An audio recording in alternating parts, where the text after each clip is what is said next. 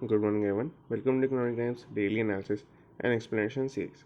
आज है 29 October and day है फ्राइडे। तो कल काफ़ी सारे कमेंट्स है कि नॉइस ज़्यादा हो रही थी वीडियो के अंदर, तो आज मैंने काफ़ी सारे चेंजेस के अंदर किए हैं। तो आप अगर कुछ आपको डिफरेंस नज़र आता है तो आप लास्ट में वीडियो में बताना। तो दूसरी बात, एक और चीज़ मैं स्टार्ट कर रहा हूँ जिसके अंदर एक मैं आपसे क्वेश्चन पूछा करूँगा at the starting of the video, और आपको वो गूगल करके या कुछ रिसर्च करके कहीं से मुझे बताना है। तो आज का क्वेश्चन आज से स्टार्ट कर देते हैं। पहला क्वेश्चन है आपका, रिलायंस कंपनीज का आईपीओ कब आया था? जो रिलायंस इंडस्ट्रीज लिमिटेड है RIL, उसका आईपीओ कब आया था ये आपको बताना है। तो स्टार्ट करते हैं फर्स्ट न्यूज़ से। एज यूजुअल मैं टाइम स्टैम्प को जो नोट करते चलूँगा ताकि आपको चैप्टर्स की फॉर्म में प्रोवाइड कर सकूँ। Now Godrej family looks to divide 4.1 billion empire. हुआ क्या है आपको समझ में आ ही रहा होगा। गोदरेज फैमिली जो है उनके लिस्टेड और अनलिस्टेड कंपनीज मिला के और बाकी सारे असेट्स मिला करके जितने भी उनकी वर्थ हो रही है दैट इज़ 4.1 बिलियन डॉलर्स। तो उनको जो है वो डिवाइड करने जा रहे हैं और इनके दो ग्रुप्स बन गए हैं बेसिकली, जिसके अंदर डिवाइड करने जा रहे हैं। तो हम पहले वही देख लेते हैं क्या इनके ग्रुप्स हैं। पहला ग्रुप यहाँ पे आपको दिखेगा, two groups, one led by families of patriarch आदि गोदरेज। मतलब ये आदि गोदरेज एंड नादिर, ये जो दो हैं ये तो मेन पर्सन है अभी भी जो गोदरेज के अंदर काम करते हैं, आदि गोदरेज एंड उसका ब्रदर नादी। इसके अलावा जो दूसरा ग्रुप है जिसके अंदर एसेट्स बटेंगे वो है the other by their cousins Jamshyd Godrej and Smita Godrej. अगर मैंने कोई नाम प्रोनाउंस कर दिया तो सॉरी फॉर दैट। ये जेम्साइड और स्मिथा जो है इनके अंदर दो, एक ग्रुप ये हो गया। तो ये दो ग्रुप्स हैं बेसिकली। ये होगा कि एक तो मेन पेट्रियाक यानी कि जिनके मतलब एक तरह से खानदानी बिजनेस जिनका था उनके अंदर, और उनके कजन्स के अंदर जो कि मैनेजमेंट का पार्ट है आज की डेट के अंदर। तो हमने ये देख लिया। नाउ इसके अलावा कुछ भी नहीं है इसके अंदर, ये बता रहा है कि कितने के एसेट्स कैसे कैसे हैं। Now Godrej listed companies figures in crore की Godrej consumer properties industries Agrovet, it is Agrovet life sciences. ये सारी जो 5 कंपनीज हैं ये लिस्टेड कंपनीज हैं इनकी, जिनकी मार्केट कैप दी हुई है। और इसके अलावा शेयर होल्डिंग दी हुई है। काफ़ी इंपॉर्टेंट है कि प्रमोटर ने कितना होल्ड किया है, यानी कि जैसे लेट सपोज ये 1 लाख करोड़ है, इसके अंदर से 63% प्रमोटर की होल्डिंग है, तो उसमें से डिवीजन होगा, तो उस हिसाब से ये कैलकुलेशन की गई है 4.1 बिलियन डॉलर की। गोदरेज एंड बॉयस अनलिस्टेड, ये एक अनलिस्टेड कंपनी है इनकी, और इनका रेवेन्यू वगैरह आप देख सकते हैं ना। इसके अलावा बहुत बेसिक की बात है, यहाँ पे ऐसा नहीं दिया हुआ है कि किसको क्या मिलने वाला है। तो अगर वैसा कुछ अगर आता है कुछ उसके अंदर कोई खास चीज़ होती है तो वो आपको पता चल जाएगा। Now, Godrej family has been working on a long-term strategic plan for the group for the last 2 years to ensure best value to its shareholders. Godrej Industries Limited and Godrej and Boyce told ET in a joint statement. ये बहुत basic बात है। इसके अंदर total मिला के क्या बोला है कि ये इतना इंश्योर करेंगे कि इतना ठीक से डिवीजन हो कि रिलायंस जैसा हाल ना हो जाए कि अनिल अंबानी ने जो कंपनी मिली थी उसको, कि उसकी मैनेजमेंट अच्छी नहीं थी, मतलब वैसा कुछ ना हो यहाँ पर, ताकि इसके शेयर होल्डर्स की वेल्थ प्रोटेक्टेड रहे, इसकी कोशिश करेंगे। यहाँ पे इन्होंने ये बोला इस वाले पैराग्राफ के अंदर। तो हमने जो पूरा देख लिया। अगर आपको इसमें कोई भी डाउट हो, वैसे नहीं होगा इसके अंदर, बहुत बेसिक बात है, तो आप कमेंट कर सकते हैं फिर भी। तो मैं नोट कर लेता हूँ, नेक्स्ट पे चलते हैं। Now Sensex Nifty skid 1.9%, worst fall in 6 months. बहुत ही आपको समझ में आ ही रहा होगा सेंसेक्स और निफ्टी। अगर आपको नहीं पता सेंसेक्स और निफ्टी क्या होते हैं तो मैं आपको अपने ही चैनल की एक वीडियो दे दूंगा नीचे, छोटी सी वीडियो 4 मिनट के आसपास की है, तो आप चाहे तो बीच में भी देख के आ सकते हैं उसको। तो वो जो है ये दोनों ही इंडेक्सेस 1.9% से फॉल कर गए हैं कल क्लोजिंग पे, और वर्स्ट फॉल रहा है 6 मंथ्स के अंदर। यानी कि आपकी 6 मंथ्स के अंदर जो इतनी बढ़िया रैली चल रही है उसके अंदर 1.9% का फॉल होना भी वर्स्ट फॉल है पिछले 6 महीने के अंदर। तो ये देख लिया हमने। अब ना यहाँ पे ग्लोबल इंडाइसिस को उन्होंने कंपेयर किया, मैं थोड़ा क्लीन कर देता हूँ। सबसे ऊपर आपका सिंगापुर का STI चल रहा है। ये बेसिकली बताया है कि अक्टूबर के अंदर कितने कितने कितने रिटर्न दिए हैं किस किस इंडेक्स ने। तो 5 ही ऐसे इंडेक्सेस हैं ग्लोबली, मतलब जो पॉपुलर इंडेक्सेस हैं जिन्होंने अच्छे रिटर्न दिए, जिन्होंने पॉजिटिव रिटर्न्स दिए हैं। तो 5% से लेकर के अभी 0.4% जापान के निक्की ने दिए हैं। इसके अलावा हमने काफ़ी सारी डिस्कशन किया हुआ है इसके ऊपर कि STI इसके अंदर क्या क्या आता है, और KHI इसके अंदर क्या क्या आता है, निकी के अंदर क्या क्या आता है, ये हमने सारी डिस्कस किए हुए हैं। तो ये हमने ये पहले भी देखा हुआ है ना। इसके अलावा अगर देखते हो, investor sentiment dashed by RBI's move to mop up liquidity, banks led sell off. मैंने बेसिकली 2 रीज़न बताएं कि किसकी वजह से हो रहा है। अच्छा, क्या होता है कि कोई भी चीज़ अगर मतलब स्टॉक मार्केट के अंदर बेसिकली फेल करती है, या वैसे भी कोई चीज़ के प्राइसेस फेल करते हैं, तो उसका एक मेजर रीज़न होता है कि सेल हो रही है, कि कोई ना कोई पार्टी जो है बहुत ज़्यादा सेल कर रही है। सेल कर रही है, फिर सप्लाई एक तरह से बढ़ रही है, क्योंकि डिमांड कम होगी तो सप्लाई ऑटोमेटिकली कंपैरेटिवली बढ़ जाएगी। तो सप्लाई अगर किसी की बढ़ जाती है तो उसके प्राइसेस कम होने लग जाते हैं, क्योंकि प्रोड्यूसर्स जो हैं उसको कम रेट पे भी सेल करने की कोशिश करते हैं। तो यहाँ पे यही हुआ। अब इसके अंदर मेन हमें यही समझना है कि किसकी वजह से सेलिंग हो रही है। तो पहला है लिक्विडिटी। लिक्विडिटी के अंदर क्या है कि आरबीआई लिक्विडिटी को एक हद तक कंट्रोल कर सकता है। कैसे कर सकता है? वो एक पॉलिसी निकालता है, मॉनेटरी पॉलिसी। मॉनेटरी पॉलिसी के अंदर क्या होता है, उसके अंदर रेपो रेट नाम से एक चीज़ होती है। रेपो रेट मतलब कि बैंक जो है, मतलब जो आरबीआई है, आरबीआई बैंक्स को कितने इंटरेस्ट पे लोन देगा। तो बैंक्स को जनरली बहुत सारा लोन देना लेना पड़ता है आरबीआई के साथ, तो ट्रांजेक्शन चलता रहता है। तो ये जो है, अगर रेपो रेट फॉर इंस्टेंस अगर आरबीआई बढ़ा दे, रेपो रेट बढ़ गया, तो उसमें क्या होगा कि कमर्शियल बैंक्स जो जैसे आपका नॉर्मल बैंक्स है जो, तो वो लोन कम ले पाएंगे, क्योंकि इतना इंटरेस्ट रेट नहीं पे कर पाएंगे, तो वो लोन का अमाउंट कम हो जाएगा। तो एक तरह से मैं यहाँ पे लिख देता हूँ, लोन कम हो जाएगा। लोन कम होने का मतलब ये है कि ओवरऑल इकोनॉमी के अंदर मनी की सप्लाई कम हो गई। कैसे हुई? क्योंकि अगर ये लोन कम ले पाएंगे तो आगे भी लोन ये कम दे पाएंगे। जैसे आप जैसे मेरे से लोग हैं, मान लेते पर्सनल लोन लेना है, किसी को होम लोन लेना है, एजुकेशन लोन लेना है, कुछ भी लेना है, तो लोन जो ले पाएंगे लोग वो भी कम ले पाएंगे। तो इसकी वजह से क्या होगा कि ओवरऑल पूरी इकोनॉमी के अंदर मनी का क्रंच आ जाएगा, लिक्विडिटी का क्रंच आ जाएगा। तो आप समझ रहे हैं कि इसकी वजह से ये रेपो रेट जो था, जो आरबीआई के कंट्रोल में, आरबीआई कोई उसके ऊपर रेगुलेशन ज़्यादा नहीं है, अगर मतलब कोई बिल्कुल स्टूपिड स्टेप ना लेता है तो कोई ऐसी कोई रेगुलेशन उसके ऊपर नहीं है, तो ईजिली वो जो है मनी सप्लाई को कंट्रोल कर सकता है। तो हुआ क्या है, आरबीआई ने यहाँ पर लिक्विडिटी को मॉप अप करने की कोशिश की है, यानी कि कम करने की कोशिश की है। तो होगा होगा क्या कि इन्होंने यही चीज़ की होगी कि प्राइस को बढ़ा दिया होगा। तो रेपो रेट अगर आपको अभी का जानना है तो अभी 4% के आसपास रेपो रेट चल रहा है, और अभी स्टेबल ही चल रहा है वैसे तो, बट लिक्विडिटी मॉप अप करने की हम बात की। तो इसमें क्या होगा कि ये लिक्विडिटी फिर कैसे मॉप अप हुई? रेपो रेट स्टेबल है तो रेपो रेट के अलावा भी बहुत सारे मेजर्स होते हैं। ओपन मार्केट ऑपरेशंस उसके अंदर से एक होता है कि आरबीआई क्या करता है, आरबीआई की कुछ सिक्योरिटीज़ बनी हुई हैं, कुछ ट्रेजरी बिल होते हैं, तो वो जो है वो बैंक को सेल करता है। तो बैंक के पास ऑप्शन नहीं होता जनरली, बैंक को अगर आरबीआई बोलता है कि खरीदो तो खरीदना पड़ता है, बेचो तो बेचना पड़ता है। तो इसके अंदर क्या हुआ होगा कि बैंक ने यहाँ पे अपनी काफ़ी सारी सिक्योरिटीज़ इनको सेल कर दी होंगी, तो बैंक्स का काफ़ी सारा पैसा यहाँ पे आ गया होगा।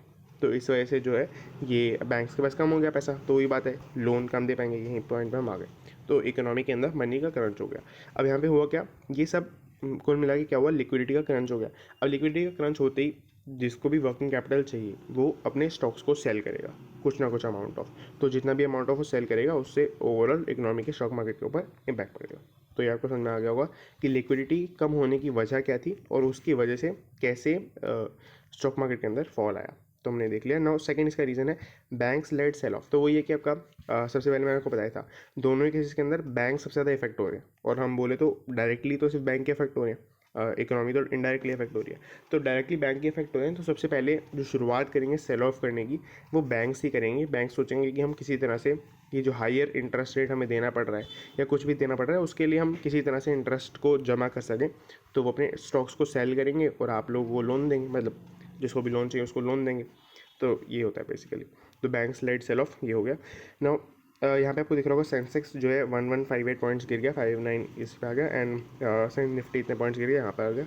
एंड वोलेटिलिटी इंडेक्स है एक बीएससी का ही, तो उसके ऊपर जो है 6.4% पे चला गया। वोलेटिलिटी अगर आपको नहीं पता, इसका मतलब होता है कि चेंजेस कितने रह रहे हैं, डायनेमिक कितना है मार्केट, ऊपर नीचे कितनी फ्लक्चुएशंस चल रही हैं, तो उसका एक इंडेक्स होता है जो 6.4% पे चला गया, जो कि काफ़ी हाई था। तो इस वजह से भी एक रीज़न हो सकता है कि सेल ऑफ हो गया। तो ये हमने पूरा देख लिया। अगर आप इसमें कोई भी डाउट हो तो आप नीचे कमेंट कर सकते हैं। नाउ मैं एक बार नोट कर देता हूँ, फिर आगे बढ़ते हैं। नाउ डिलीवरी एम्स, मेरे ख्याल से डिलीवरी बोलते हैं शायद उसको, Delhivery aims to raise 1 billion via IPO. हुआ क्या, आपको समझ में आ रहा होगा, आईपीओ का सीज़न चल रहा है एक तरह से वापस से। अभी कुछ टाइम पहले भी चल रहा था, अगस्त के आसपास तक चल रहा था, फिर सितंबर में थोड़ा कम हुआ और अक्टूबर में ऑलमोस्ट नहीं के बराबर आईपीओज आए, और 29 अक्टूबर को 2 आईपीओज आ रहे हैं आपकी, नायका और फिनो पेमेंट्स का। पेटीएम का भी आईपीओ 8 नवंबर को आ रहा है। तो मतलब एक तरह से सीजन सा हो गया, पॉलिसी बाजार का भी आईपीओ आ रहा है, तो एक तरह से सीजन वापस आ गया आईपीओज का, और डिलीवरी भी अपना आईपीओ प्लान कर रहे हैं, 1 बिलियन के आसपास ये रेस करने की प्लानिंग कर रहे हैं। ना e com logistics startup eyes 4.5 to 5 billion valuation, मतलब वो ये कि एक मतलब जो मैंने आपको बताया था वैल्यूएशन का गेम कैसे चलता है, अगर वैल्यूएशन मतलब जो आपकी फंडिंग होती है उससे कितने मल्टीपल में कैसे वैल्यूएशन जाती है। तो ये हमने पहले देखा हुआ है। ई कॉमर्स लॉजिस्टिक्स का मतलब ये डिलीवरी को ही रेफर करें।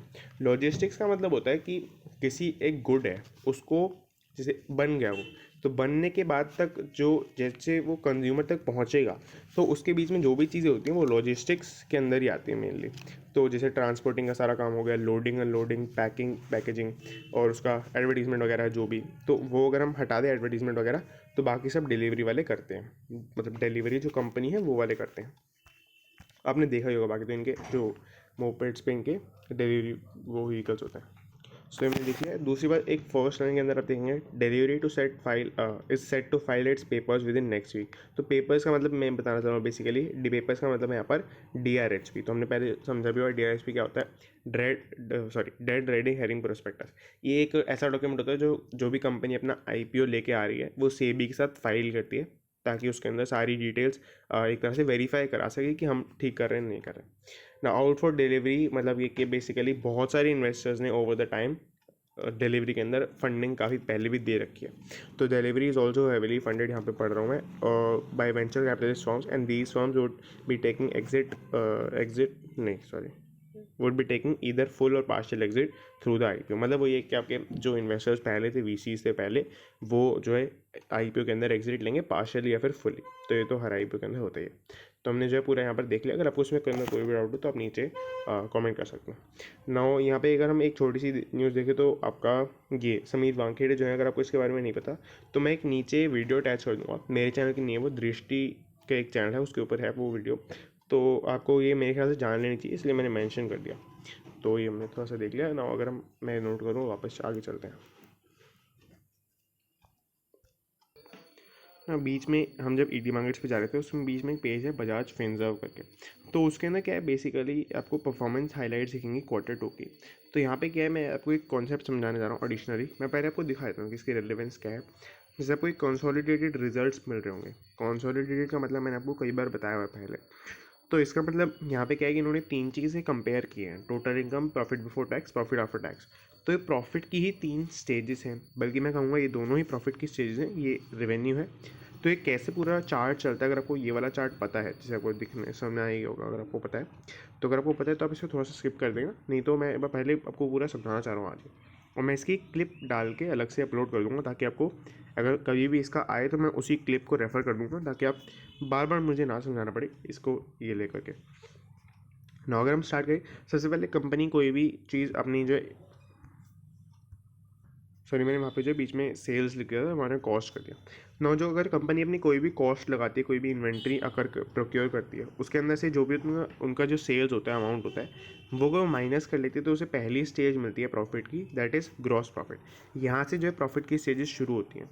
अब यहाँ पर इसके बाद क्या होता है कि कंपनी को कुछ कुछ, जैसे कंपनी ने अपना प्रोडक्ट बना लिया उसके बाद कंपनी को कुछ कुछ एडवर्टीजमेंट के लिए एक्सपेंडिचर करना पड़ता है, या फिर प्रोडक्ट बनाने से पहले उनको रिसर्च एंड डेवलपमेंट में कुछ, या फिर किसी ने सर्वे निकाला कोई, तो उसके ऊपर जो है उनको एक्सपेंडिचर करना पड़ता है।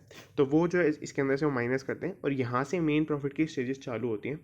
पहली इसके अंदर अगर हम ये दोनों एक्सपेंसेस माइनस कर देते हैं, या फिर अदर एक्सपेंसेस जैसे कोई इंटरेस्ट इनकम हुई, कोई वो सब हुआ तो प्लस कर लेते हैं, तो उसके बाद आता है आपका earnings before interest, taxes, depreciation and amortisation. Amortisation आपको नहीं पता होगा, डेप्रिसिएशन आपको पता होगा। डेप्रिसिएशन मतलब कि किसी फिक्स असेट की वैल्यू कम होना। अमोर्टाइजेशन भी वही होता है, बस इनटेंजिबल असेट का होता है, जैसे आपकी गुडविल की वैल्यू कम हो रही है, या फिर आपके ट्रेडमार्क्स की वैल्यू कम हो रही है, इस तरह से। या फिर आपने कोई सॉफ्टवेयर बनाया, आपने कोई ऐप बनाया, उसकी वैल्यू कम हो रही है उसके ट्रेडमार्क्स की, तो वो सब ना। एबिटा के अंदर से अगर हम डेप्रिसिएशन और अमोर्टाइजेशन माइनस कर देते हैं ना, इसका मतलब क्या, बेसिकली अर्निंग्स हैं जिसके अंदर से टैक्सेस माइनस, इंटरेस्ट माइनस नहीं हुआ है, टैक्सेस माइनस नहीं हुए, डेप्रिसिएशन और अमोर्टाइजेशन माइनस नहीं हुए। तो अगर हम इसके अंदर से डेप्रिसिएशन और अमोर्टाइजेशन माइनस कर दें तो आपको ईबिट मिल जाएगा। ईबिट मतलब earnings before interest and taxes, ये मिल जाएगा। इसके अंदर से पहले आपका इंटरेस्ट माइनस होता है, तो अगर ये आपको माइनस कर देंगे तो आपको मिल जाएगा, उसके अंदर सिर्फ टैक्स बचेगा, तो ईबीटी मिल जाएगा, that is earnings before taxes. And आपको उसको कई बार प्रॉफिट बिफोर टैक्स बोला जाता है, जैसे आपको यहाँ पे दिख रहा होगा प्रॉफिट बिफोर टैक्स, तो पीवीटी भी उसको बोल सकते हैं, प्रॉफिट बिफोर टैक्स और अर्निंग बिफोर टैक्स ना। अगर हम इसके अंदर एक ही चीज़ बची है नेट प्रॉफिट के लिए, दैट इज़ टैक्स। तो टैक्स को अगर माइनस कर दें तो आपको जो चीज़ मिलती है वो होता है आपका PAT, EAT। आपको दोनों बातें समझ में आ रही होंगी, या फिर इसको नेट प्रॉफिट भी बोल सकते हैं। ना ये हमने पूरा चार्ट देख लिया। अब इसका मीनिंग, मतलब इसका जो मेन इंपॉर्टेंस है वो ये है कि अगर हम कंपनी का कंपैरिजन करते हैं या फिर कोई फंडामेंटल एनालिसिस की आप वीडियो देखते हैं, तो उसके अंदर जनरली वो इसको रेफर कर रहे होते हैं total income. Total income company की कितनी रही, रेवेन्यू, और इसके अलावा कोई भी चीज़ को वो नहीं लेते हैं। एबिटा लेते हैं और PBT और PAT लेते हैं। तो इन 4 स्टेजेस पे जो है मेन कंपैरिजन हो सकता है। कोई मतलब होने को तो डेप्रिसिएशन भी कंपेयर कर सकता है कोई, बट जो मेन कंपैरिजन है वो इन 4 बेसिस पे ही होता है। तो आप अगर इन चारों को मतलब एक तरह से फ्लुएंटली जान लें कि इन चारों चीज़ ये कहाँ कहाँ पे जो है सेटर होती हैं पूरे इस चार्ट के अंदर। तो आप चाहें तो एक बार इसको नोट भी कर सकते हैं वीडियो को मतलब पॉज करके। तो हमने जो है बीच में थोड़ा सा ही देख लिया, ताकि आपको मेरे को अगर कभी बताना हो तो मैं इसी क्लिप को रेफर कर दूँगा और मैं इसे अलग से वो करके अपलोड भी कर दूँगा। मैं एक बार नोट कर देता हूँ। नाम हम चलते हैं इकोनॉमिक टाइम्स वाले सेक्शन के ऊपर, ET मार्केट्स जो है आपका इसके ऊपर। ना यहाँ पर क्या है आपका FNO रोल ओवर की पहली न्यूज़ है। ये हमने पहले डिस्कस किया हुआ है, और अगर आपको याद है तो थोड़ा सा कॉम्प्लेक्स होता है। मैं आपको एक बार थोड़ा शॉर्ट में बताता हूँ। FNO का मतलब एक तरह से आप एक कॉन्ट्रैक्ट के अंदर एंटर करते हैं, फ्यूचर्स एंड ऑप्शंस। ये मैंने आपको कई बार बताया हुआ है। तो उस कॉन्ट्रैक्ट को अगर आप एक तरह से पोस्टपोन कराते हैं तो उसको इजी भाषा में रोल ओवर बोलते हैं। कि आपने जो है आपका कॉन्ट्रैक्ट मान लेते हैं गोल्ड खरीदने का। आपको पता है कि जी आपको कहीं से इंटरनल इन्फॉर्मेशन मिली है कि गोल्ड जो है 1 महीने बाद इंक्रीज़ होने वाला है 2,000 रुपये से। तो आपने एक ज्वेलर के पास गए, आपने एक सिक्योरिटी जमा कराई और उसको बोला कि मैं 1 महीने बाद आपसे गोल्ड खरीद लूँगा आज के प्राइस पे। तो वो ऐसा क्यों करेगा, क्योंकि उसको भी कहीं से जानकारी मिली हुई है कि कम होने वाला है प्राइस। तो उसके लिए प्रॉफिट हो गया। मान लेते हैं 60,000 आपको लग रहा है कि गोल्ड का प्राइस होगा, मैंने सेम एग्जांपल दिया पहले भी। तो आपको लग रहा है कि 62,000 होने वाला है, उसको लग रहा है 58,000 हो जाएगा। तो उसको प्रॉफिट हो रहा है उसके अकॉर्डिंगली और आपको प्रॉफिट हो रहा है आपके अकॉर्डिंगली। तो होगा क्या, वो तो बाद में देखेंगे, क्या पता 60 रह जाए। तो वो आपको 1 महीने बाद गोल्ड देने वाला है। तो आप 15 दिन 20 दिन हुए और आपको जहाँ से पेमेंट आने वाली थी 60,000 के आसपास की, तो उन्होंने बोला कि हम आपको 1 महीने बाद देंगे। हमने भी कहीं कॉन्ट्रैक्ट कर रखा है, हम आपको 1 महीने बाद पेमेंट देंगे। तो उन्होंने क्या, तो फिर आप क्या करेंगे, आप उस ज्वेलर के पास जाएंगे, आप उसको एक छोटा सा प्रीमियम आपको देना पड़ेगा, और वो आप उसको बोलेंगे कि आप इसको रोल ओवर कर दो, यानी कि आप उसे पोस्टपोन कर दो। जो 1 महीने का टाइम था उसको 2 महीने का कर दो। और आप चाहें तो अमाउंट को भी रिवाइज कर सकते हैं किसी केसेस में, और वो भी चाहे तो इसको मना भी कर सकता है। आपके पैसे आप वापस, मतलब जो आपका कॉन्ट्रैक्ट का अमाउंट था वो आपको वापस मिल जाएगा। तो ये रोल ओवर का पूरा कॉन्सेप्ट रहता है कि आपने जिस निफ्टी का एक फ्यूचर खरीदा। निफ्टी के फ्यूचर मतलब निफ्टी का एक फ्यूचर नहीं खरीद सकते, 75 का लॉट होता है। तो वही जो भी है, अगर आपने एक लॉट खरीदा निफ्टी के फ्यूचर्स का, तो अगर आप उसको रोल ओवर करवाना चाहते हैं, एक तरह से पोस्टपोन करवाना चाहते हैं, तो आप करवा सकते हैं। बट आप उसके अंदर ही वही है, एक छोटा सा अमाउंट का प्रीमियम उसका पे करना पड़ेगा। ना ये होता है बेसिकली। अब इसके अंदर क्या होता है, अगर कोई किसी भी फ्यूचर्स एंड ऑप्शंस के अंदर, अच्छा IRCTC भी पहले फ्यूचर्स एंड ऑप्शंस के अंदर था, पर वो बैन हो गया। ये छोटी सी बात इससे रिलेटेड थी। Now futures and option basically बड़े बड़े स्टॉक्स से ही होते हैं। तो इसके अंदर अगर कोई ऐसा स्टॉक होता है जिसका फ्यूचर्स एंड ऑप्शंस मतलब पूरा FNO पूरा रोल ओवर बहुत ज़्यादा हो रहा है, तो वो एक वीक साइन शो करते हैं कि अभी के टाइम पे मार्केट वीक चल रहा है, इसीलिए वो लोग आगे जा रहे हैं। तो इस तरह से ना, अगर किसी ने मतलब पुट ऑप्शंस बाय करें तो वो एक अलग बात हो सकती है, बट ज़्यादा कॉल ऑप्शंस की ही बात करते हैं। तो ये क्या होते हैं, अगर आपको नहीं पता तो छोड़ दीजिए, कोई इसका वो नहीं है। At 73% Nifty rollovers to November series below average. मतलब कि क्या है, अभी के टाइम पे जो नवंबर सीरीज़ के चल रहे थे, होता क्या है कि last Thursday of every month या लास्ट फ्राइडे किसी किसी केस के अंदर आपके जो है एक्सपायरी पीरियड होता है कि अगर आपने 1 महीने का कोई फ्यूचर्स खरीदा है तो अगले महीने के लास्ट थर्सडे के आसपास एक्सपायर होता है। तो लास्ट थर्सडे के आसपास नहीं होता, लास्ट थर्सडे को ही एक्सपायर होता है। नो एट 73% जो है नवंबर सीरीज़ का चल रहा है। अभी आपका लास्ट थर्सडे जो अक्टूबर सीरीज़ का था वो मेरे ख्याल से कल ही था, हाँ कल ही था। तो आपका इस तरह से कल काफ़ी सारे कॉन्ट्रैक्ट एक्सपायर हुए भी होंगे, और यहाँ पर जो है नवंबर सीरीज़ के लिए नए कॉन्ट्रैक्ट भी कल ही बने होंगे। तो ये इसीलिए आपका यहाँ पे आज ही न्यूज़ आ गई है कि रोल ओवर्स बहुत ज़्यादा हो रहे हैं। जो नवंबर के लिए लोगों ने 2-2 महीने के आपके लिए थे, जैसे मान लेते किसी ने अगस्त के अंदर 2 महीने का फ्यूचर लिया था, तो उसका अगस्त सितंबर अक्टूबर में एक्सपायर हो रहा था, तो उसने रोल ओवर करा लिया और उसने 3 महीने का करा लिया उसको, तो उसका नवंबर पे चला गया। इस तरह से जो है रोल ओवर्स की न्यूज़ आज आ रही है इसलिए। तो बिलो एवरेज चल रहा है, कि जितना एवरेजली चलता है उससे कम चल रहा है। FII set to be creating bearish base, मतलब कि FII जो वाले जो लोग हैं फॉरेन से इन्वेस्टमेंट करते हैं उन्होंने मेनली किया है।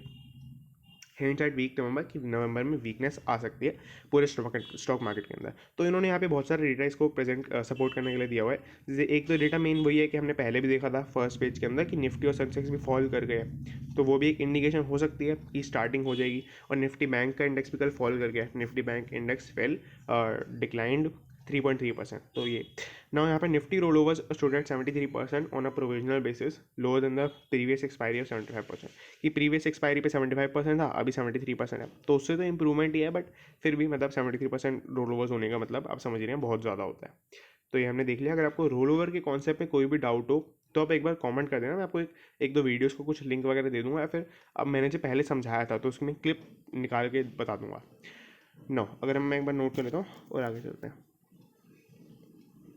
No, Adani transmission raises $700 million. बहुत बेसिक सी बात है कि अदानी ट्रांसमिशन का एक जो है मतलब कंपनी अदानी के ग्रुप के अंदर ही आती है, तो उन्होंने जो है ऑफशोर लोन्स रेज करने की बात की है और उनमें काफ़ी सारे प्रोजेक्ट्स वो करने जा रहे हैं। 4 प्रोजेक्ट्स वो करने जा रहे हैं गुजरात और महाराष्ट्र के अंदर, दोनों मतलब इंक्लूड करके 4 प्रोजेक्ट्स हो जाएंगे। तो यही है कि आपका एक रिवॉल्विंग फैसिलिटी है, बेसिकली कुछ ग्लोबल लैंडिंग बैंक्स हैं आपके, तो आपके यहाँ पे आपको दिख रहा होगा 8 leading global landers including Mizuho bank and stand bank. Standard charter को स्टैंड चार भी बोल देते थे, मैंने इसीलिए बोल दिया ना। ये जो है कुछ बैंक्स है जिसने के थ्रू ये जो है फंडिंग का ये लाउंड उठा रहे हैं, लोन का लाउंड उठा रहे हैं।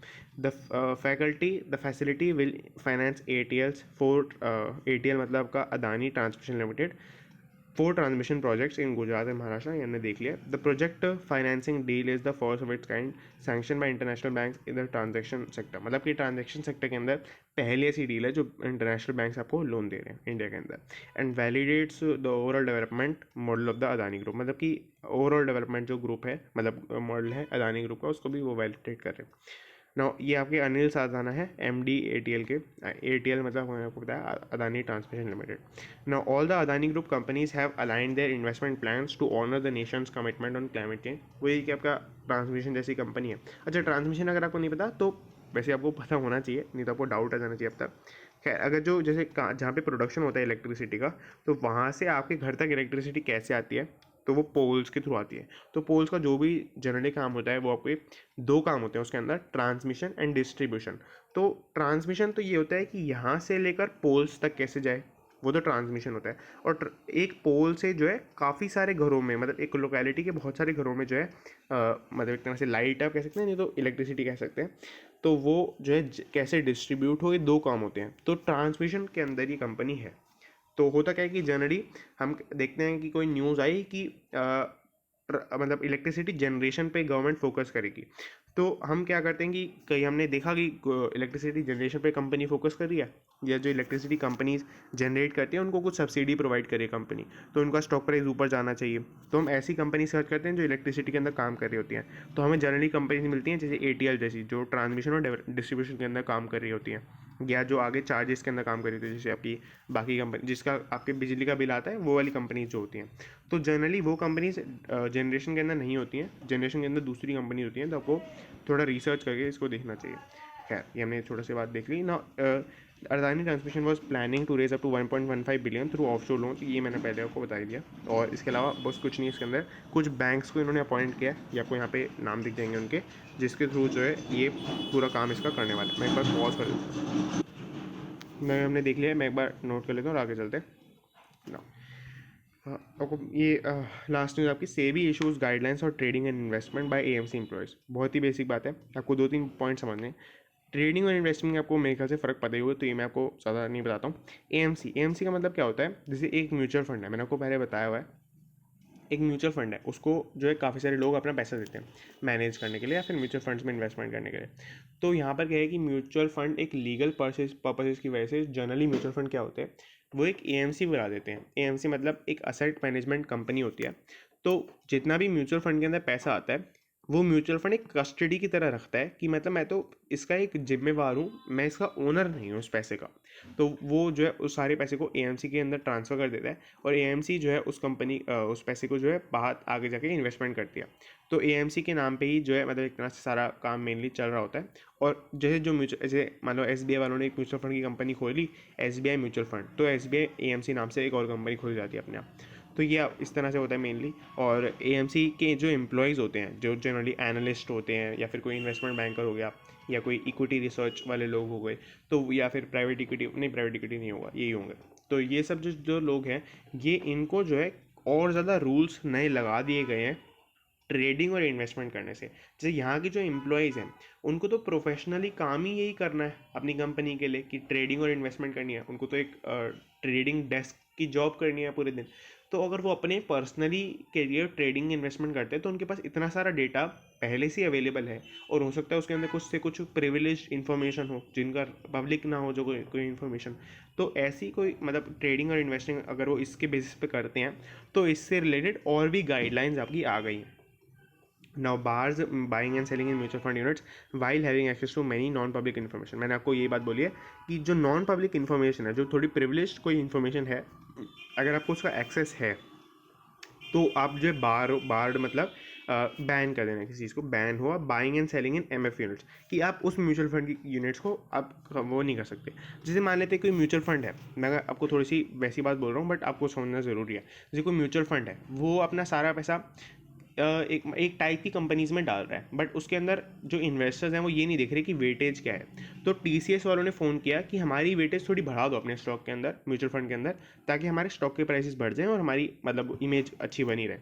तो या मान लेते हैं उनका स्टॉक नीचे जा रहा था, इसलिए वो उन्होंने ऐसे फ़ोन किया। तो यहाँ पे एक प्रिविलेज इन्फॉर्मेशन है कि ये जो म्यूचुअल फंड है वो TCS के अंदर पैसा डालने वाला है। तो यहाँ पर जो है इन्वेस्टर मतलब जो एम्प्लॉयज़ हैं उनके, वो ये नहीं कर सकते वो TCS के अंदर पैसा डाल दें, मान लेते हैं शेयर्स खरीद लें अपने पर्सनल डीमैट से, या फिर म्यूचुअल फंड के अंदर ही पैसा डाल दें, क्योंकि TCS का बढ़ने वाला है तो म्यूचुअल फंड ओवरऑल बढ़ेगा। तो ऐसा नहीं कर सकते वो लोग। इसके ऊपर उनको बार है, बार मतलब बैन है, मैंने को लगता है ना। Having non public information such as winding up of schemes, कि ये स्कीम वाइंड अप होने वाली है, ये एक और एग्जांपल हो सकता है, तो उसके अंदर वो इन्वेस्टमेंट नहीं करेंगे। ये बेसिकली इन्होंने सारा इस एक एग्जांपल से समझाया। फ्रैंकलिन टेम्पल्टन का मैंने आपको पहले शायद बताया भी था। ये बेसिकली एक म्यूचुअल फंड था जो बंद हो गया, अभी थोड़े टाइम पहले ही हुआ है, कोई बहुत पुरानी बात नहीं है। मेरे ख्याल से शायद लास्ट मंथ ही हुआ था, हमने न्यूज़ में कवर भी किया था इसको। ना यहाँ पर फ्रैंकलिन टेम्पल्टन जो जिस तरह से इसके 6 डेट फंड्स थे वो बंद हो गए, तो इसी के अंदर ये आपके मेन रूल्स निकल के आए हैं। वहाँ पे काफ़ी सारे लोगों ने जो है असेट मैनेजर्स ने और मतलब जो एम्प्लॉयज़ थे उनके ऐसा घपला, एक वर्ड यूज़ कर सकते हैं, जो ये किया है यहाँ पर। तो यही था आपका कि इस तरह से ना हो, इसीलिए ये नए रूल्स आपके आ रहे हैं। तो हमने जो है पूरा देख लिया। अगर आपको इसमें कोई भी डाउट हो तो आप नीचे कमेंट कर सकते हैं। मेरे ख्याल से आपको इसी में कुछ डाउट हो सकते हैं, तो आप नीचे कमेंट कर देना, मैं आपको रिप्लाई कर दूँगा। तो हमने पूरा देख लिया। और आप जो मैंने सबसे पहले क्वेश्चन पूछा था कि रिलायंस का IPO कब आने वाला है, तो आप उसे मुझे ज़रूर से बताएं। आप गूगल करेंगे आराम से आपको मिल जाएगा। और 1966 में कंपनी बनी थी, ये भी आप चाहें तो नोट भी कर सकते हैं। Now thanks for watching.